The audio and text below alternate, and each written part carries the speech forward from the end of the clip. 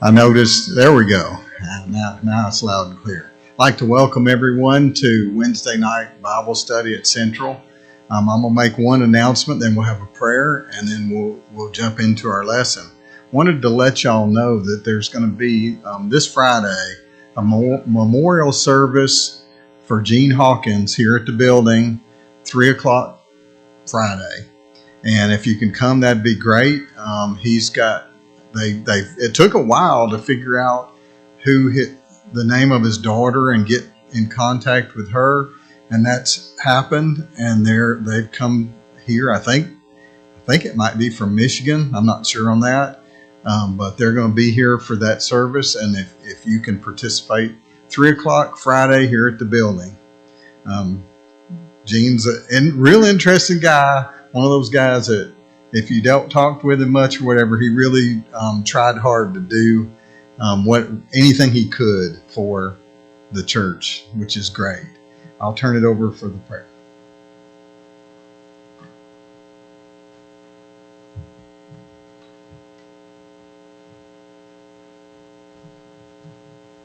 Let's pray.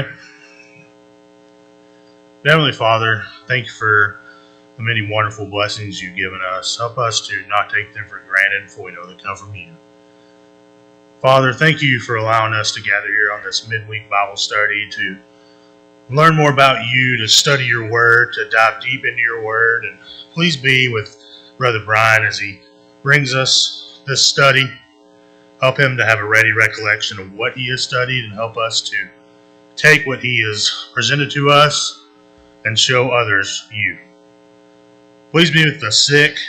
Please be with the ones that have lost loved ones. Father, if it be your will, comfort them in any way you know how. And please, if they are sick, help them to be well and back in our number as quickly as possible. Father, thank you for ultimately sending your Son to die on the cross for our sins. And if we are found faithful one day, hopefully we'll be in heaven with you. Go with us through the rest of this week. Be with us through the rest of our lives. Forgive us of our many sins. In Jesus' name we pray. Amen.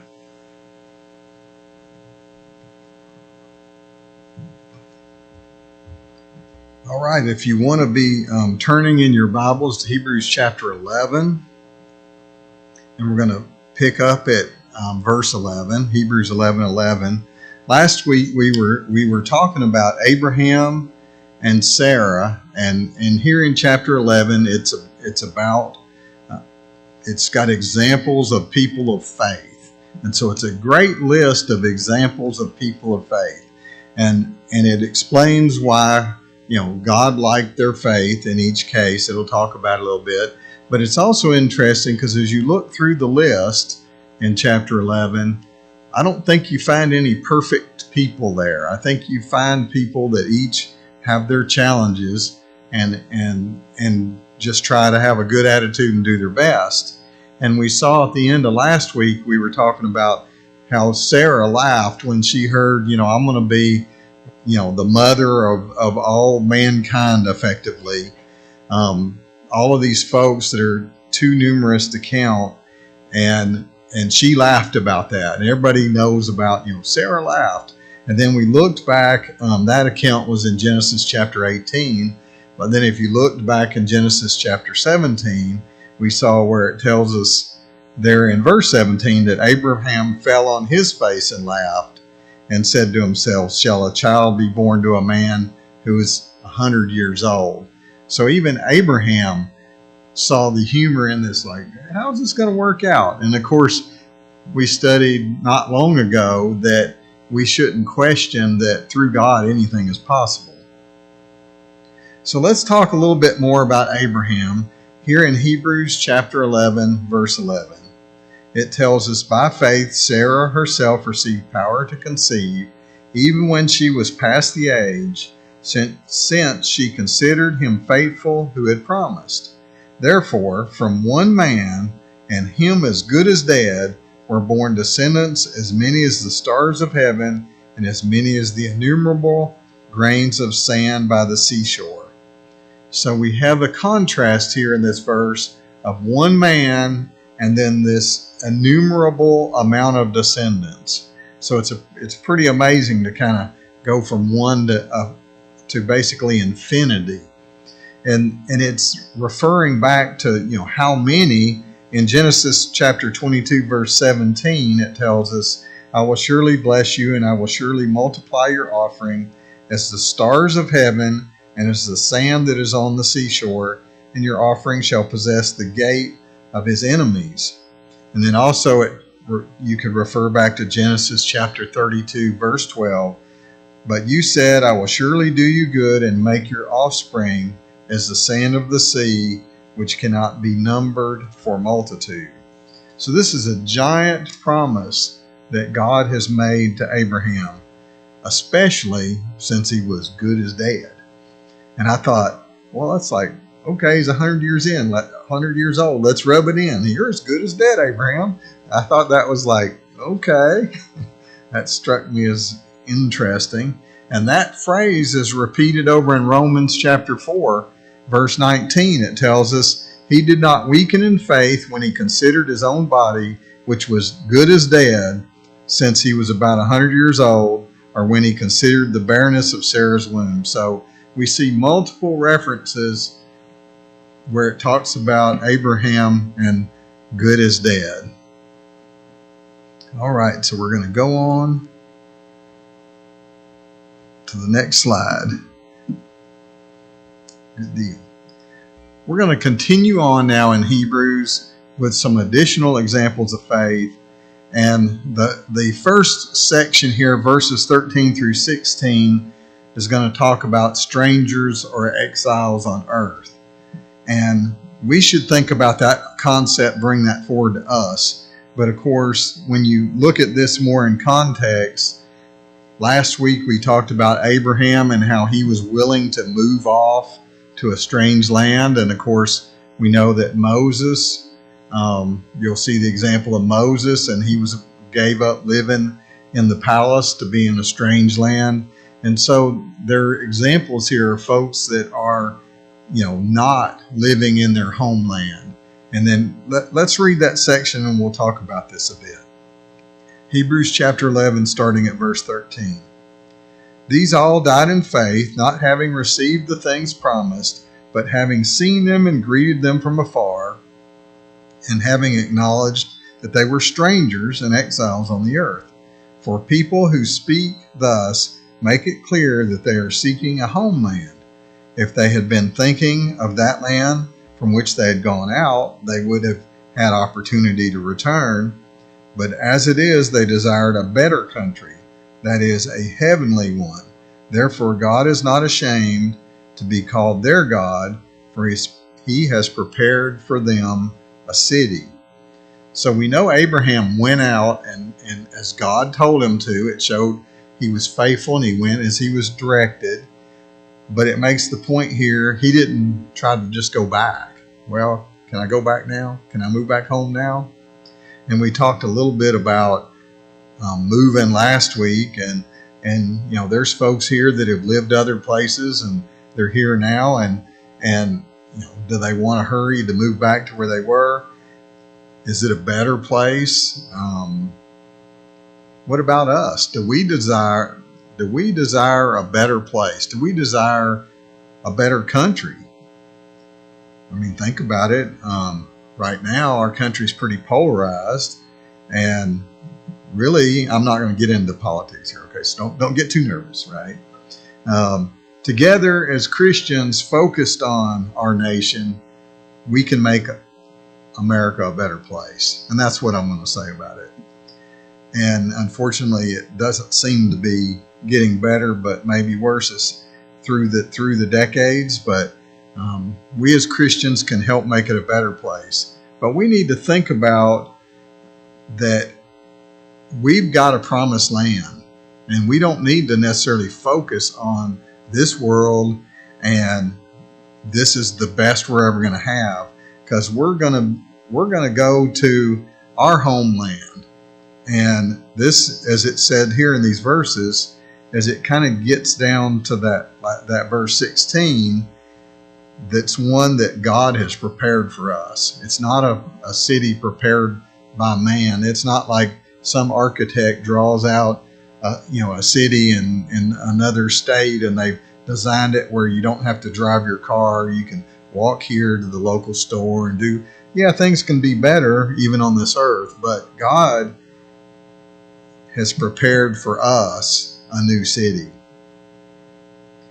Right before that is an even more interesting phrase that got my attention.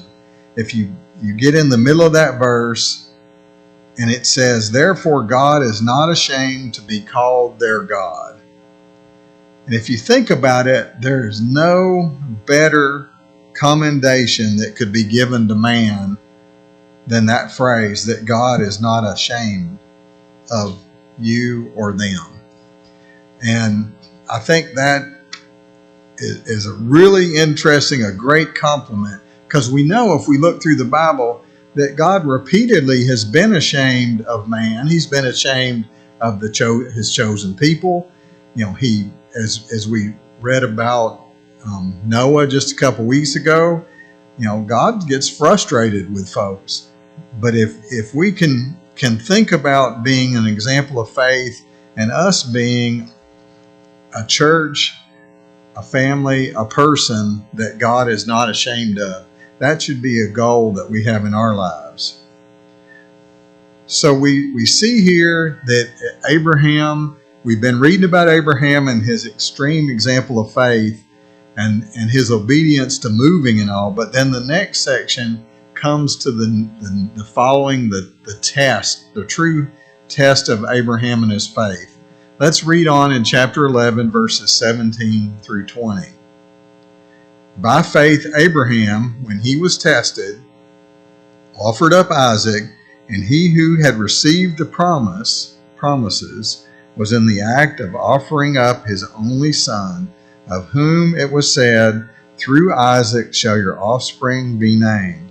He considered that God was able even to raise him from the dead, from which, figuratively speaking, he did receive him back.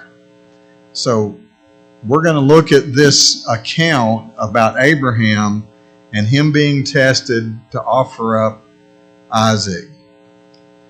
And of course, when you read here in Hebrews, it says his only son, and that's because he's the son that the promise of these infinite people is all through Isaac.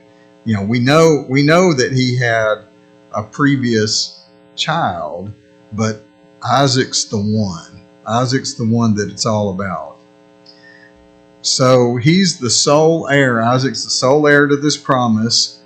And it's interesting that it's such a true test. We know the parallel with God giving his son for us, but for him to expect that of Abraham is quite a huge test.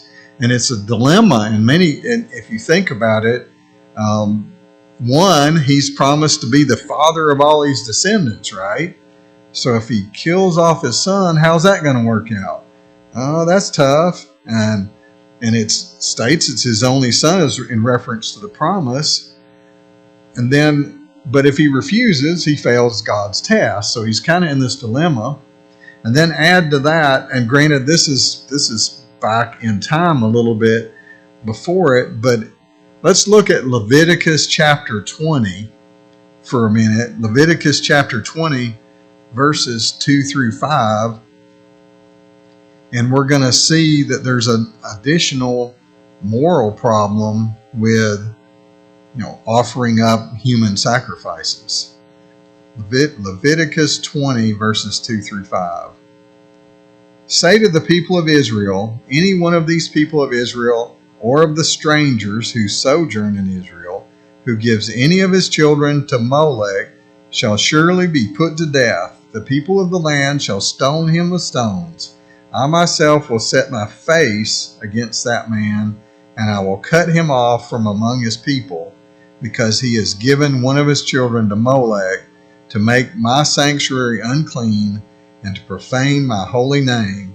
And if the people of the land do it all close their eyes to that man when he gives one of his children to Molech, and do not put him to death, then I will set my face against that man and against his clan, and will cut them off from among the people, him and all who follow him in whoring after Molech.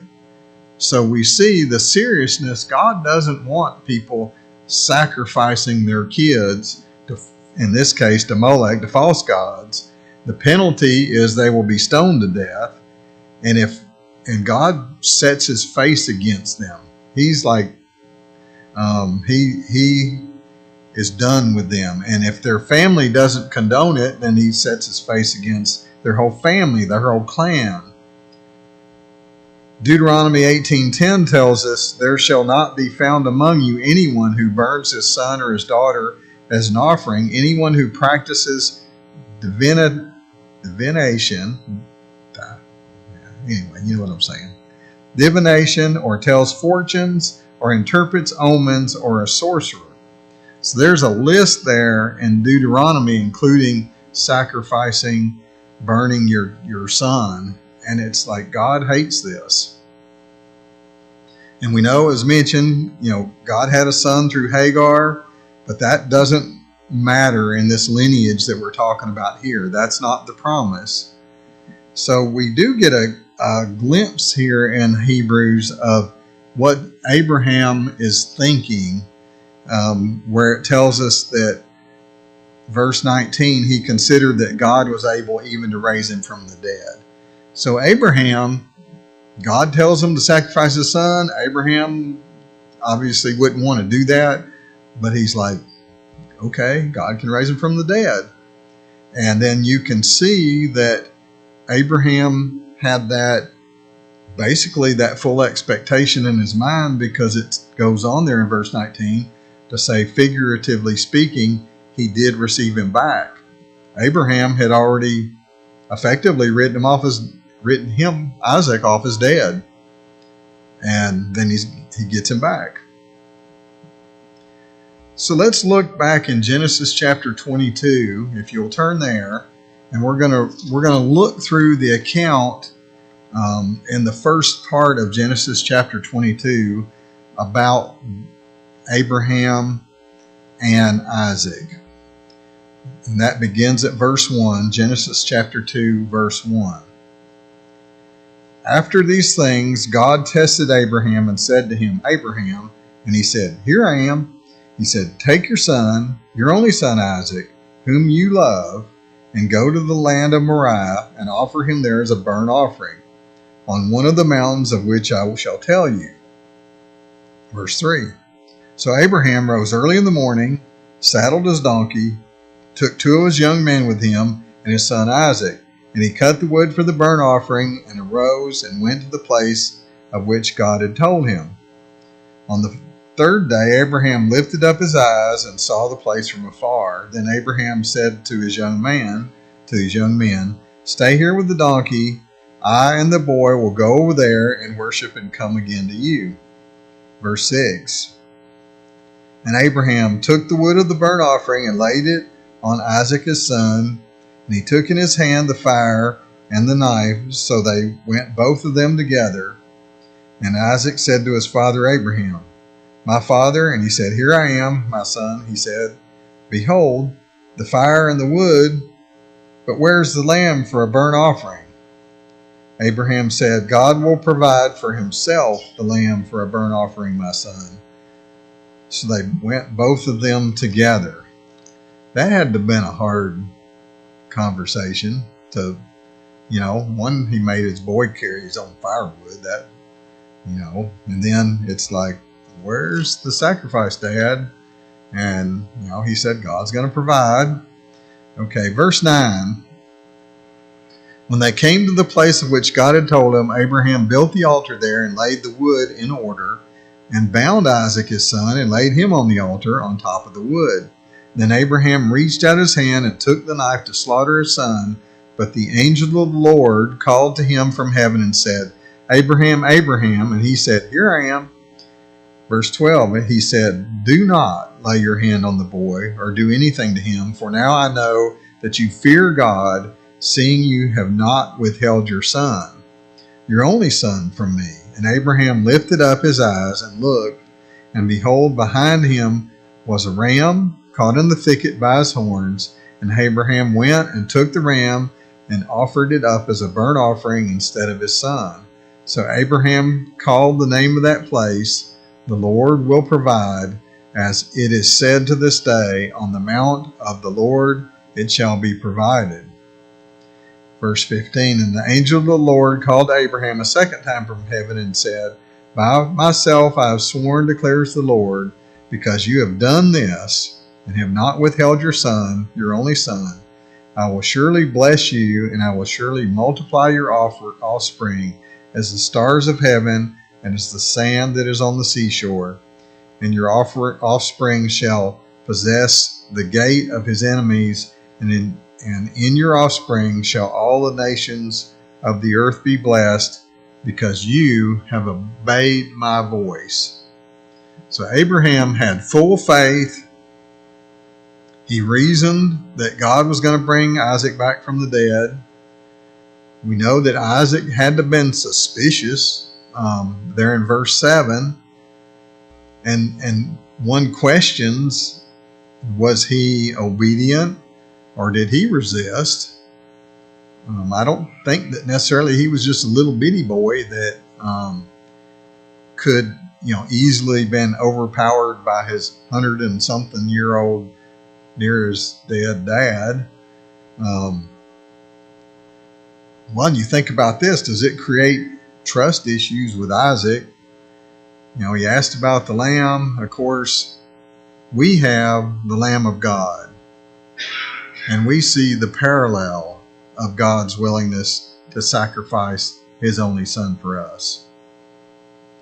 Let's continue on in Hebrews chapter 11 and look at verses 20 through 22. Or is there any questions or comments?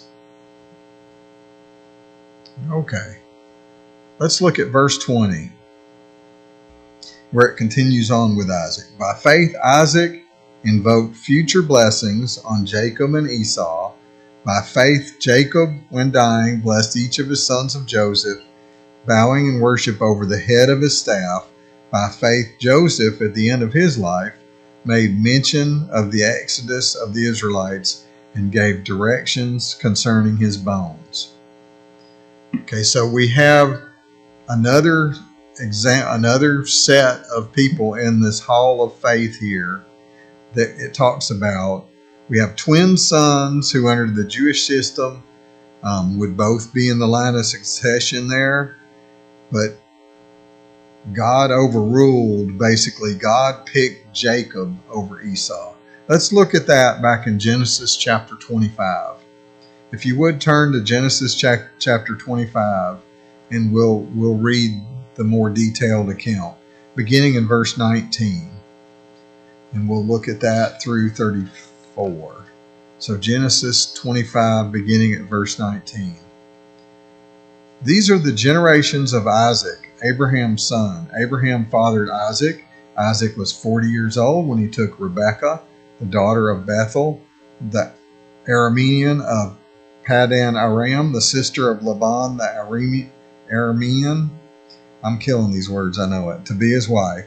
And Isaac prayed to the Lord for his wife, because she was barren, and the Lord granted his prayer, and Rebekah his wife conceived. The children struggled together within her, and she said, "If it is thus, why is this happening to me?" So she went to inquire of the Lord. Verse 23, and the Lord said to her, "Two nations are in your womb, and two peoples from within you shall be divided.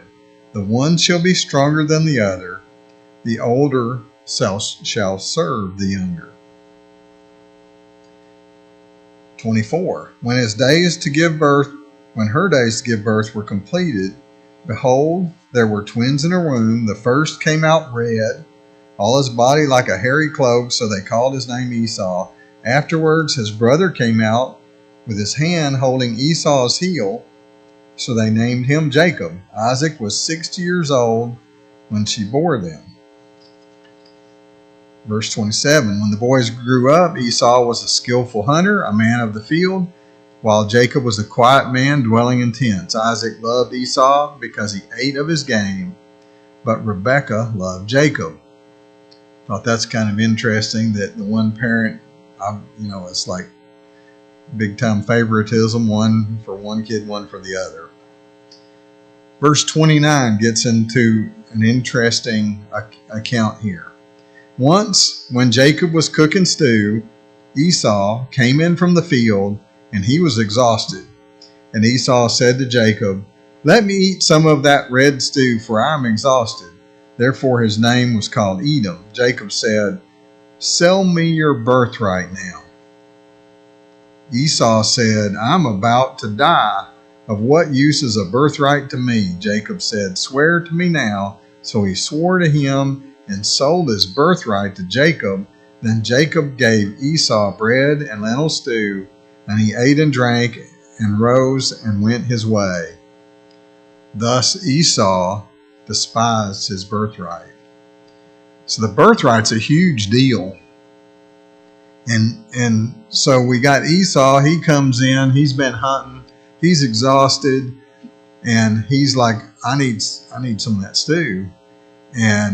And then Jacob got him to sell him his birthright, to trade off his birthright, swear it to him for a bowl of lentil soup. How many people, raise your hand, do you like lentil soup? Okay. And then there's other people are going, no way I would sell anything for lentil soup. Now, I had split pea soup for dinner, and it was good, but it had hot dogs in it too, so that makes it good. If you've not ever had that, you should try it. And I wouldn't think I would appreciate lentil soup or pea soup, but it's good stuff. So God has his ways, his choice, and God was good with Jacob. He hated Esau, and he hated him about this attitude he had. We can see that if you would turn to Romans chapter 9. Romans chapter 9, verse 9. And we'll read down through 13. For this is what the promise said, about that time next year I will return, and Sarah shall have a son. And not only so, but also when Rebekah had conceived children by one man, our forefather Isaac. Though they were not yet born and had done nothing, either good or bad, in order that God's purpose of election might continue, not because of works, but because of him who calls, she was told, the older will serve the younger. As it is written, Jacob I loved, but Esau I hated. And we saw the account there about this whole the older versus the younger. Hebrews 22:16 tells us that no one is sexually immoral or unholy like Esau, who sold his birthright for a single meal. So a little farther down in Hebrews, we see Esau condemned or called unholy for that act of selling off his birthright for some soup. Again, it's a sort of an attitude thing. The blessing was important. It was very important to the Jews, and they would know that. This is all signs of God's favor. And we look at this and we recognize that this was part of their system, and this birthright it wasn't just, well, what's it mean to me? And that's kind of his attitude. It was very important. Okay, let's continue on. Any comments or questions on that section? Okay, we're going to talk about Moses next. So back in Hebrews chapter 11, verses 23 through 28, now we get into the section of the example about Moses. By faith, Moses, when he was born, was hidden for 3 months by his parents because they saw that the child was beautiful, and they were not afraid of the king's edict. Verse 24, by faith Moses, when he was grown up, refused to be called the son of Pharaoh's daughter, choosing rather to be mistreated with the people of God than to enjoy the fleeting pleasures of sin. He considered the reproach of Christ greater wealth than the treasures of Egypt, for he was looking to the reward. Verse 27, by faith he left Egypt, not being afraid of the anger of the king, for he endured as seeing him who is invisible. By faith he kept the Passover and sprinkled the blood, so that the destroyer of the firstborn might not touch them. So the first evidence of faith we have here is with Moses' parents, really. Moses' parents took their 3-month-old baby and put it in a basket in the river, and they had to have faith and trust that God was going to deliver their baby to do that. And of course, we know that at that time, the Hebrew children were supposed to have been killed off. And so, they knew the risk if they tried to keep hiding the baby, that was a problem. But it took faith to put the baby Moses in the basket and into the river. It does say he was a good-looking baby. Now, of course, everybody hears babies are good-looking babies. I know that. Although sometimes you see babies that aren't yours that, you kind of wonder. And that also being beautiful is mentioned in Acts chapter 7, verse 20. But we're going to look back, as we've been doing, to the account of Moses in Exodus chapter 2. And we're going to look at that in verses 1 through 10 if you would like to turn there. So Exodus chapter 2, and we'll begin at verse 1. Now a man from the house of Levi went and took it as his wife, a Levite woman. The woman conceived and bore a son. When she saw that he was a fine child, she had him 3 months. When she could hide him no longer, she took for him a basket made of bulrushes and daubed it with bitumen and pitch. She put the child in it and placed it among the reeds by the riverbank. And his sister stood at a distance to know what would be done to him. Now the daughter of Pharaoh came down to bathe at the river, while her young women walked beside the river. She saw the basket among the reeds and sent her servant woman, and she took it. When she opened it, she saw the child, and behold, the baby was crying. She took pity on him and said, "This is one of the Hebrews' children." Then his sister said to Pharaoh's daughter, "Shall I go and call you a nurse from the Hebrew women to nurse the child for you?" And Pharaoh's daughter said to her, "Go." So the girl went and called the child's mother. And Pharaoh's daughter said to her, "Take this child away and nurse him for me, and I will give you your wages." So the woman took the child and nursed him. When the child grew older, she brought him to Pharaoh's daughter, and he became her son. She called him Moses because, she said, "I drew him out of the water." Okay, we continue on to think about now Moses' faith, which was exhibited when he refused to basically stay there in the palace and live the life of a prince. He had it made. He was in, at that time, as nice of surroundings, as good of a place as you could be, educated, well-fed. Everything is very good. And he was willing to give that up. He was willing to be mistreated and not willing to see his people be abused. So he gave up the treasures of the palace, and basically, as it said there in Hebrews, the temporary pleasure of sin. So he had that temporary pleasure of being in such nice things, nice surroundings, but then he was willing to do that for this long-term nature, which was going to involve suffering and being with the people of God. So as we continue on in Exodus chapter 2, verses 11 through 15, it talks about that the account of when he gave that up. Verse 11. One day when Moses had grown up, he went out to his people and looked on their burdens, and he saw an Egyptian beating a Hebrew, one of his people. He looked this way and that, and seeing no one, he struck down the Egyptian, and he hid him in the sand. When he went out the next day, behold, 2 Hebrews were struggling together, and he said to the man in the wrong, "Why do you strike your companion?" And he answered, "Who made you a prince and a judge over us? Do you mean to kill me as you killed the Egyptian?" Then Moses was afraid and thought, "Surely this thing is known." When Pharaoh heard of it, he sought to kill Moses, but Moses fled from Pharaoh and stayed in the land of Midian, and he sat down by a well. So we see that Moses made his choice to stand up for, his people. And it also tells us there in Hebrews, he considered the reproach of Christ greater wealth than the treasures of Egypt, for he was looking to his reward. He was looking to the long-term reward.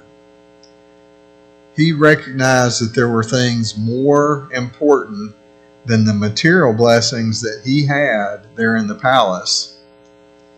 And that can be a hard choice for us today. We have a lot of material blessings. Everyone here has pretty much got nice things, and people have cars, and we're in a very materialistic society. And how many folks are willing to give up that? Are we willing today to give up our treasure because of our focus being on Christ? There is a link too, as we think through this. Think about the suffering of God's people and think about the suffering of Jesus. Let's look at Hebrews 11. We'll continue on there, verses 27 through 28. Hebrews 11:27. By faith he left Egypt, not being afraid of the anger of the king, for he endured as seeing him who is invisible. By faith he kept the Passover and sprinkled the blood, so that the destroyer of the firstborn might not touch them. So we know it took faith to lead the people of Egypt. He had to go against the king, and the king had the ability and the power to kill Moses if he desired. This could definitely be a deadly consequence. It took a lot of courage to do that. We know that at first Moses was afraid and he fled from the Pharaoh. And there's times that people ought to be afraid. And then he saw what he had to do, and he built up enough faith that he was willing to go back and, with God on his side, confront the Pharaoh.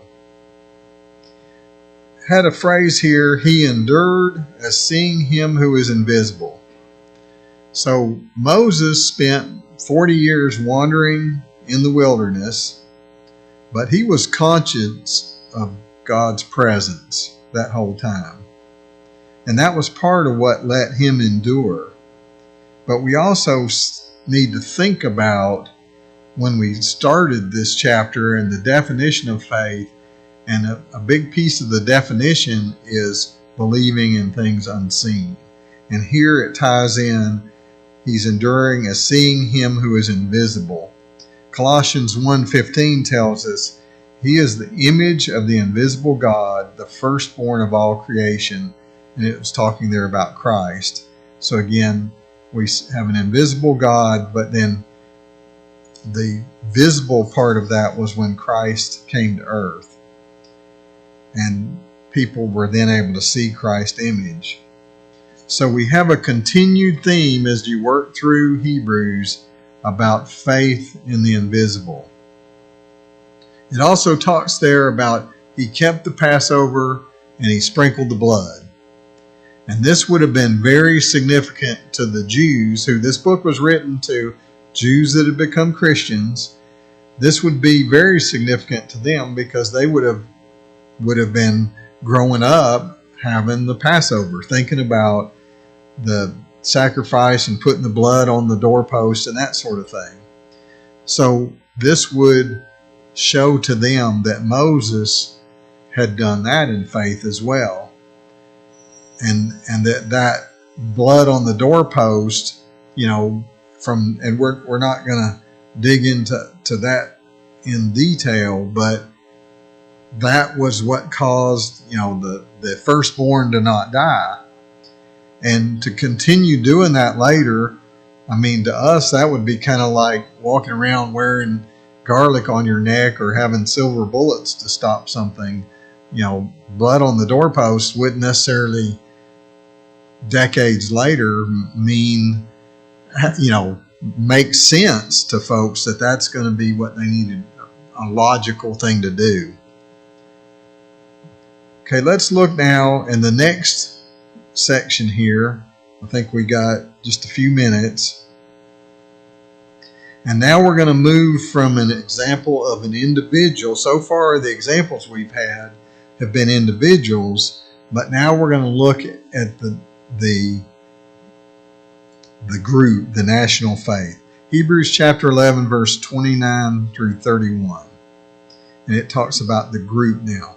By faith, the people crossed the Red Sea as on dry land, but the Egyptians, when they attempted to do the same, were drowned. By faith, the walls of Jericho fell down after they had been encircled for 7 days. By faith, Rahab the prostitute did not perish with those who were disobedient, because she had given a friendly welcome to the spies. So this refers to the Exodus, and then it gets to the fall of Jericho. And both of those are interesting things, and we're going to look at those in some detail. But first, think about this at high level. The movement of the Israelites. You've got this group of people, and they've been in bondage in Egypt, and this is like 3 million people. Okay, it's not like a little crowd, like you could gather up here in the parking lot, let's go, right? 3 million people is a lot of people. And they're going to they come to the Red Sea, and we're going to study that a little bit. But if you lined up 3 million people in a single file line to march out of there, it would be 1,700 miles long. So that isn't going to work, right? The first one's going to be getting to the Red Sea, and half the people hadn't left town yet, right? Or more than half. A whole lot of them hadn't got out of town. So if you take and you made 300 people wide, I don't know why I picked that number, I just picked a number. 300 people wide in a line, the line would be 5 to 6 miles long or longer. That's if they just were all like in formation, just walking right ahead. So this isn't an easy thing. This is a lot of people, and they got stuff. And so even at 300 people wide, the line's going to be a lot longer than that if they're carrying packs and they got animals and they got wagons and all this stuff. This is a huge group of people.